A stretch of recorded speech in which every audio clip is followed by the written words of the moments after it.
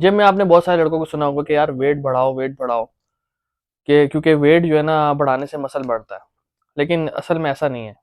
आज मैं progressive overload के बारे में आपको बताऊंगा और मैं आपको सिंपल में समझाऊंगा कि यार प्रोग्रेसिव ओवरलोड से क्या होता है। ज़्यादातर लोग वेट बढ़ा लेते हैं और उसके बाद उनको हो जाती है इंजरी और उसके बाद वो प्रॉपर घर बैठ जाते हैं। तो इसी चक्कर में आज मैं ये वीडियो लेकर आया हूँ और हम जो है ना डिटेल से देखेंगे और समझेंगे कि यार ये इसमें प्रोग्रेसिव ओवरलोड का क्या रोल है। पिछली वीडियो में आपने मेरी बात सुनी होगी कि मैंने आपको बताया था कि मसल बनता है 3 चीज़ों से: प्रोग्रेसिव ओवरलोड, मैकेनिकल टेंशन और रिकवरी। आज प्रोग्रेसिव ओवरलोड के बारे में बात करेंगे और मैं आपको बताऊंगा कि प्रोग्रेसिव ओवरलोड होता क्या है और इसके कौन-कौन से फ़ायदे हैं और कहाँ-कहाँ ये जो है ना गलत तरीके से लोग इसको समझ लेते हैं और इससे नुकसानात उठाते हैं। ज़्यादातर लोग इसको समझने में गलती कहाँ पे करते हैं? वो गलती ये करते हैं कि वो समझते हैं कि शायद हर वीक मैंने जो है ना वेट को बढ़ाते रहना है, बढ़ाते रहना है, बढ़ाते रहना है। और उस चक्कर में क्या होता है कि वो उनकी जो है ना फ़ॉर्म बिगड़ना शुरू हो जाती है, झटके लगाने शुरू कर देते हैं, ईगो लिफ्टिंग शुरू हो जाती है, वेट जो है ना वो जॉइंट से लगना शुरू होता है और एंड में ना चोट खा के वो घर बैठ जाते हैं। हैवी होना प्रोग्रेस नहीं होती, बेटर होना प्रोग्रेस होती है। रियल प्रोग्रेसिव ओवरलोड होता क्या है, आज मैं आपको समझाऊंगा 5 स्टेप्स में। तो ये 5 स्टेप्स हैं क्या? 5 स्टेप्स में सबसे पहले आ जाती है वेट, सेम वेट पे 1 रैप ज़्यादा लगाना। फिर उसके बाद बेटर कंट्रोल, फिर आता है स्लो नेगेटिव, फिर आता है कम रेस्ट टाइम, मतलब आप सेट लगाते हो तो उसमें टाइम कम लेते हो, और क्लीन टेक्निक। सबसे पहले हम सेम वेट पे 1 रैप ज़्यादा को समझ लेते हैं। सपोज करें कि आप लगा रहे हैं 40 किलो का डंबल और आप लगाते हैं उसके 6 से 8 रैप और उसके बाद वो वेट आप रख देते हैं क्योंकि आपको पेन महसूस होना शुरू हो जाती है। तो आपने करना क्या, आपने क्या करना है, ये सारी चीज़ों की ना एक लिस्ट बना लेनी है अपने पास, एक पेपर पे या मोबाइल पे। तो मोबाइल की टेक्नोलॉजी आ गई है तो मोबाइल पे बना लें। मोबाइल पे आप एक नोट लिख लेंगे, यार मैंने आज के दिन मैंने 6 रैप लगाए। ठीक है, सपोज करें 40 के आपने 6 रैप लगाए। लेकिन आपने क्या करना है, आपने याद रखना है और अगले वीक जब आप 40 का डंबल उठाएंगे चेस्ट के ऊपर या सो ऑन कोई भी गेम आप लगा रहे हैं, तो आपने करना क्या, आपने 1 रैप ज़्यादा करने की कोशिश करनी है, 1 रैप एक्स्ट्रा लगाने की कोशिश करनी है, ताकि आपका जो मसल है ना उसको फटीग हो, उसको पता लगे यार मेरे पे लोड आ रहा है, प्रोग्रेसिव इसको कहते हैं प्रोग्रेसिव लोड होना। तो उसके ऊपर लोड आ रहा है, वो लोड हो रहा है वो। तो उसकी वजह से क्या होगा, बॉडी शॉक में आ जाएगी, बॉडी कहेगी यार अब ये एकदम से 8 रैप से एकदम से इंक्रीज हो गया, लड़का आगे जा रहा है तो मुझे भी बड़ा होना चाहिए। तो वो आगे बढ़ने की कोशिश करेगी। दूसरी चीज आती है बेटर कंट्रोल। बेटर कंट्रोल भी प्रोग्रेस होती है।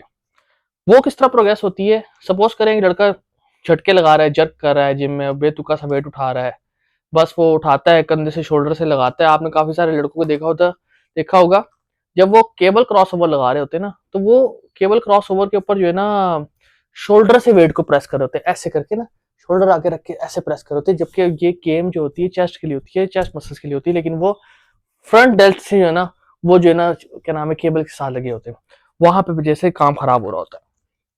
उसके बाद आता है स्लो नेगेटिव। स्लो नेगेटिव बहुत ज़रूरी है। स्लो नेगेटिव आपने, मैंने पिछली वीडियो में भी आपको बताया था कि सी बम मिस्टर ओलंपिया है, वो भी स्लो नेगेटिव लगाता है। आप उसकी फॉर्म देखें, उससे समझें कि यार वो किस तरह स्लो नेगेटिव लगाता है। पहले आप, सबसे पहले स्लो नेगेटिव का तरीकेकार ये होता है, सबसे पहले आपने जब 40 का डंबल उठाया है या आप सपोज करें आप छोटा डंबल उठा रहे हैं यार कोई भी है, उसमें आपने क्या करना है, 1 सेकंड का जो है ना स्लो नेगेटिव देना शुरू करना है। जब आप 1 सेकंड का स्लो नेगेटिव देना शुरू कर देंगे, उसके बाद आप उसको प्रोग्रेस करें 2 सेकंड के स्लो नेगेटिव की तरफ। 2 सेकंड में वेट नीचे आ रहा है, फिर आपने क्या करना है, उसको 3 सेकंड के ऊपर लेके जाना है।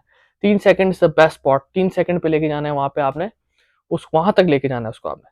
और ये सारी चीजें ना एक साथ मुंजमद होके आपका प्रोग्रेसिव लोड बनती है।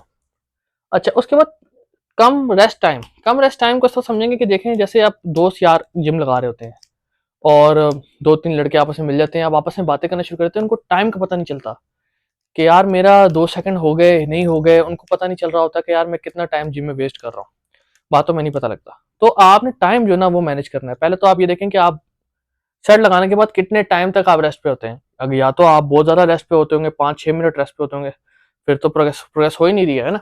आपने क्या करना है, अगर आप 2 मिनट या 3 मिनट रेस्ट ले रहे हैं उसको आहिस्ता आहिस्ता कम करें। अगर आप 2 मिनट ले रहे हैं तो उसको 1.5 पे लेकर आए, 1.5 मिनट ले रहे हैं तो उसको 1 मिनट पे लेकर आए, तो ये भी प्रोग्रेस होती है, इसको भी प्रोग्रेसिव लोड की तरफ लेके जाते हैं। फिर क्लीनर टेक्निक। लाजमी नहीं है कि आप रोज वेट बढ़ाएं, इसको बढ़ाने का जरूरत नहीं है। अगर आप, सिंपल अल्फाज में समझाऊं कि अगर आप 25 का डंबल लगा रहे हो आप कोई भी लड़का है 25 का डंबल लगा रहे हो और उसकी टेक्निक बहुत क्लीन होती जा रही है, बहुत जबरदस्त तरीके से उसका एंगल है, पूरा लोड चेस्ट से उठ रहा है, मसल से उठ रहा है। ये मैं आपको एग्जांपल दे रहा हूँ इंक्लाइंड बेंच के ऊपर डंबल की। पूरा नेगेटिव लेकर आ रहा है लड़का, फुल स्ट्रेच करा रहा है, फिर वापस ऊपर लेके जा रहा है कंट्रोल फॉर्म में, बिल्कुल ऐसे जैसे रोबोट चल रहा हो। उस टेक्निक को ना प्रोग्रेसिव ओवरलोड कहते हैं। टेक्निक अच्छी होना भी प्रोग्रेसिव ओवरलोड होता है। सिंपल सा रूल याद रखना है आपने। वो रूल ये है कि यार अगर इस वीक में आपने 6 रैप लगा ली ना, तो अगले वीक में ना आपकी रिकवरी, आपकी स्लीप इतनी अच्छी हो कि आप अगले वीक आप जो है ना उसके 8 या 10 रैप लगा जाओ। जब आप ये काम कर लोगे ना तो आप देखना कि आपकी कितनी स्पीड हो जाती है। लेकिन उसका तरीकेकार ये है कि आप वीक बाय वीक चलो, मतलब आपकी प्रोग्रेस है ना, आप जब पलट के पीछे देखोगे ना तो ये आपको याद नजर आएगा कि यार मैं तो 25 का डंबल लगाता था, आज मैं 35 का डंबल कैसे मार रहा हूँ। तो जब आप अपनी पुरानी तस्वीरें भी देखोगे ना तो आपको वाज़ेह फर्क पता लगेगा यार हाँ मेरा मसल भी ग्रो हुआ है और मेरा डंबल भी ऊपर आ रहा है। तो इसमें एक चीज आपने ध्यान रखना है कि हर वीक वेट ऊपर नहीं जाएगा। अब शिवम ने जब मिस्टर ओलंपिया खेलने से पहले 2 साल में कि 1 साल में आई थिंक मेरे ख्याल से 5 किलो का फर्क पड़ा था मेन चेस्ट के डंबल के ऊपर, या 10 किलो का फर्क पड़ा था, इतना ही फर्क पड़ा था। अब मुझे कंफर्म याद नहीं है, शायद आप कमेंट्स में लिखे ना तो मुझे पता लग जाएगा कि यार कितना था, मेरी भी नॉलेज में जो ना इजाफा हो जाएगा। तो प्रोग्रेस बहुत स्लो होती है। मैंने आपको पहले भी बताया कि ये ऐसे जैसे सुई के अंदर ना कोई धागा डाल रहा हो और इतनी बारीकी से ये काम हो रहा होता है बॉडी के अंदर कि आपको महसूस नहीं होता। तो इसके लिए जो है ना आपने हौसला रखना है और इसको छोड़ना नहीं है। ये छोड़ेंगे तो काम खराब हो जाएगा। हर वीक वेट बढ़ाने की कोशिश में ये ना करें कि यार मैं जॉइंट से वेट लगना शुरू हो जाए और आपकी फॉर्म खराब होना शुरू हो जाए और इन दी एंड आपकी शोल्डर्स में पेन आ जाए। 90% लड़कों को जिम के अंदर शोल्डर का पेन है। लड़के 90% लड़के जिम में टांगे लगाते ही नहीं है, लेग्स लगाते ही नहीं है। क्यों? अब उनको ये एक अलग टॉपिक है, लेकिन मैं आपको बता दूं कि लेग्स से टेस्टोस्टेरोन लेवल बहुत हाई होता है। अगर आपका लेग्स फाउंडेशन आपकी अच्छी है ना नीचे की, तो ऊपर की बॉडी ऐसे खिल के निकलती है ना, जैसे फूल जो है ना डाली पे लगता है ना और खिलता है, तो वह कैसे खिलता है, तो उस तरह निकलता है बिल्कुल। तो इस सारी वीडियो का लुबे लुबाब क्या निकला है? लुबे लुबाब ये निकला है कि जो प्रोग्रेसिव ओवरलोड होता है ना, जो मसल बनाने के लिए बहुत ज़रूरी चीज़ें हैं जो आपको मैंने समझाई हैं, उसमें रेस्ट बढ़ाना ये सबसे ज़्यादा ज़रूरी है। रेस्ट बढ़ाना आपने ध्यान रखना है। जिम के अंदर आप जिम टाइम वेस्ट नहीं करने जा रहे, आप मसल बनाने के लिए जा रहे हो, तो आपका फोकस मसल बनाने की तरफ होना चाहिए। जो लड़के फोकस रखते हैं ना उन्हीं की बॉडी बनती है, दूसरे लड़कों की बॉडी बनती नहीं है। कंट्रोल इंप्रूव करना, आपने अपना कंट्रोल देखना है। सब छोड़ दो दुनिया के अंदर, आप जरूरी हो। आपको अपना कंट्रोल देखना है कि आपका कंट्रोल किधर जा रहा है, डंबल आपका आगे पीछे तो नहीं हो रहा, कहीं शोल्डर पे तो नहीं आ रहा वेट। स्लो नेगेटिव, कोई अगर आपका वेट कर रहा है ना जिम में, बेंच के पीछे खड़ा हुआ है, यार मुझे बेंच दे दो, तो वो वेट करता रहे भाई। आपने जहाँ 2 मिनट एक्स्ट्रा लगाने हैं ना वो लगा लो, कम से कम मसल तो बन जाएगा ना। तो एक ये स्लो नेगेटिव की तरफ ध्यान दो। फिर टाइम और रेस्ट टाइम का ध्यान करो। यार 4 लड़के आपस में मिल जाते हो, गप्पे लगाने शुरू कर देते हो, वो उस तरह मसल बनेगा नहीं। तो इसका भी ध्यान रखो कि यार टाइम आपका पूरा हो जाए। यार 45 मिनट्स के अंदर आपकी पूरी गेम खत्म हो जानी चाहिए। इससे ज्यादा की गेम होती नहीं है। अगर 2 लड़के लगा रहे हो तो 1.5 घंटे की गेम होगी, इससे ज्यादा की गेम नहीं होती।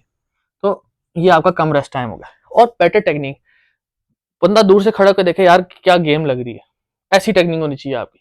अगले की फॉर्म देख के पता लग जाए यार कोई प्रोफेशनल, कोई प्रो बंदा बॉडी बिल्डिंग कर रहा है। तो इसके ऊपर भी आप ध्यान दें, ठीक है।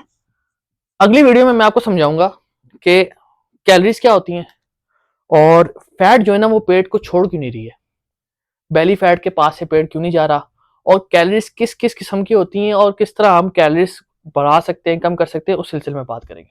तो मुझे लाइक, सब्सक्राइब और शेयर जरूर करें और कमेंट्स में बताएं कि कौन सी वीडियो आपके लिए बनाऊं और कौन सी इंफॉर्मेशन आपको चाहिए। Thank you.